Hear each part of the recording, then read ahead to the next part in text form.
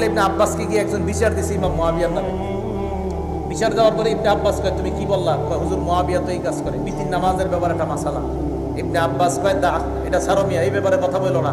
ইন্নাহু ফাকিহ, ইমাম মুয়াবিয়া একজন ফকিহ সাহাবা, ফকিহ সাহাবা। ইমাম মুয়াবিয়ার আমল নিয়ে তুমি প্রশ্ন তুলতে পারো না, কারণ ইমাম মুয়াবিয়া একজন ফকিহ।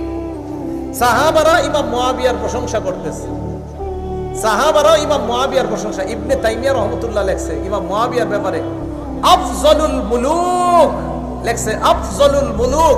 পুরা পৃথিবীর মধ্যে নবীজির পরে যত নেতৃত্বের গুণাবলী যদি সব দিকে যে পৃথিবীর উন্নতি সাধন হয়েছে কোন মুসলমানের নেতৃত্বের আমলে, ইবনে তাইমিয়া লিখেছেন তিনি ইমাম মুয়াবিয়া।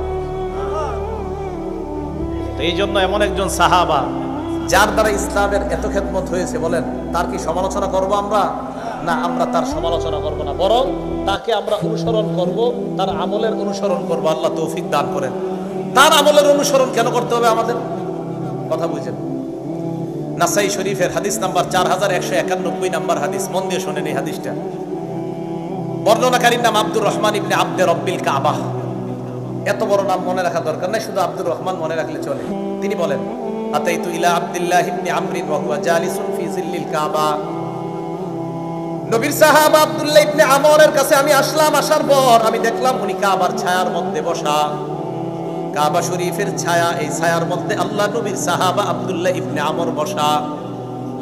ওয়ান্নাসু আলাইহি মুজতামিউন, জনগণ তার সামনে ঘেরাও করে আছে, তার থেকে নসিহত শুনতে চায়। হঠাৎ আব্দুল্লাহ ইবনে আমর বললেন বাইনা নাহনু মা রাসূলিল্লাহি সাল্লাল্লাহু আলাইহি ওয়াসাল্লাম, আমরা আল্লাহ নবীর সাথে ছিলাম, আল্লাহ নবীর সাথে সফর করতেছিলাম। ফি সাফারিন ইদ নাযালনা মানজিলা, সফর করতে করতে এক জায়গায় যাত্রা বিরতি দিলাম, যাত্রা বিরতি দিয়ে সবাই নিজের বাহন থেকে নামলাম। সাহাবাদের মাঝে তিনটি দল হয়ে যায়। ফামিন্না মাইয়াদ্রিবু খিবাআ, আমাদের মাঝে একদল সাহাবা তাবু টানাইতেছে, তাবুর ছায়ার মধ্যে আশ্রয় নিবে। ওয়াবিন্না মাইয়ান তাদিলু, আরেক দল তীর প্রতিযোগিতা করতেছে।